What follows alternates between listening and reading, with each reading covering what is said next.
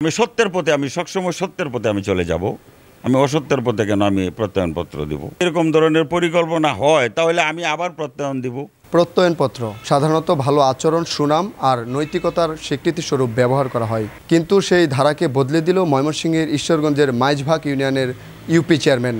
তিনি ধর্ষককে প্রত্যয়নপত্রে লিখে দিল তার সম্পূর্ণ বিবরণ, এবং সেই ঘটনা ইতিমধ্যেই সারা দেশে আলোচনার জন্ম দিয়েছে। এই মুহূর্তে আমরা আজকের আমাদের কালের কণ্ঠের আয়োজনে সেই ইউনিয়ন পরিষদের চেয়ারম্যান জনাব সাইদুল ইসলাম বাবুলকে আমাদের সঙ্গে যুক্ত করেছি।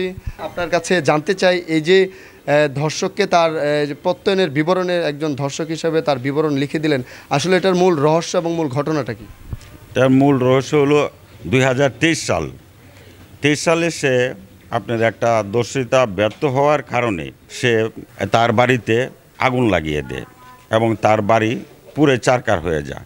এর ভিতরে এটার কোনো আচার বিচার আমরা পাই নাই, এবং এরপরে আবার 2025 সালে আবার সে এই পার্শ্ববর্তী একটা মেয়েকে সে আবার দর্শন করে, এটাই আমরা জানতে পারি। এবং এই পরিপ্রেক্ষিতে আমি মেয়ের পক্ষে আমি একটা প্রত্যয়নপত্র দেই। এই প্রত্যয়নপত্রটা কাকে দিয়েছেন এবং কে আপনার কাছ থেকে এসে নিয়েছে, এবং যা বর্তমানে কিন্তু আলোচনার জন্ম দিয়েছে, আসলে এই প্রত্যয়নপত্রটা আপনার কাছ থেকে এসে কে নিয়েছে?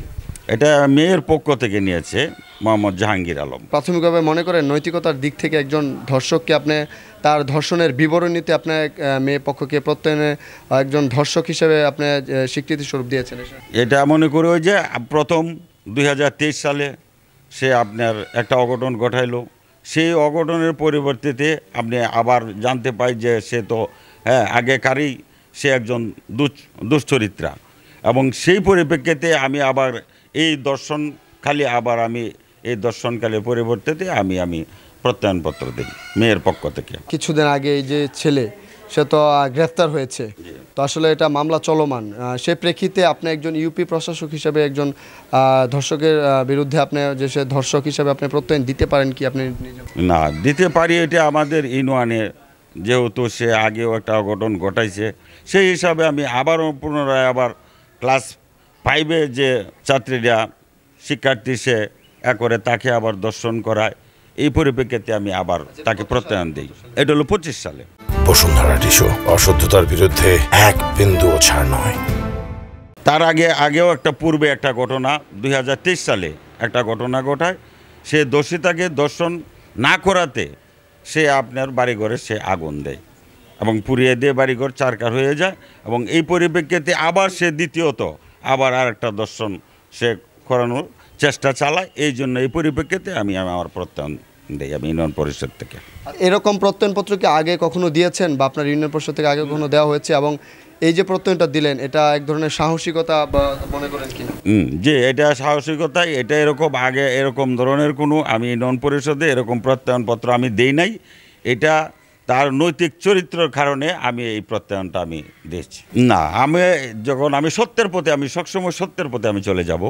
আমি অসত্যের পথে কেন আমি প্রত্যয়নপত্র দিব? প্রত্যয়নপত্রটা একেবারে একজন ধর্ষককে সরাসরি ধর্ষক হিসেবে স্বীকৃতি স্বরূপ, এবং তার যেই বিভিন্ন যে সমাজবিরোধী কাজ তা নিয়ে কিন্তু তার প্রত্যয়নপত্র লিখেছেন।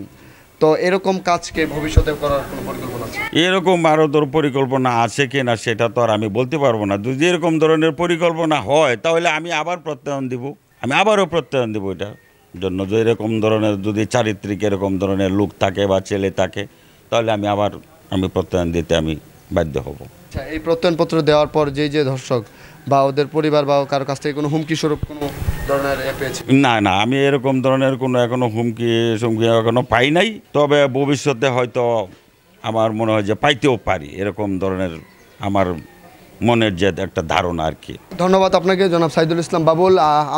কালের কণ্ঠের আমাদের এই আজকের আয়োজনে আমাদের সঙ্গে যুক্ত হয়েছিলেন ময়মনসিংহের ঈশ্বরগঞ্জ ইউনিয়নের মাইজভাগ ইউপি পরিষদের চেয়ারম্যান জনাব সাইদুল ইসলাম বাবুল।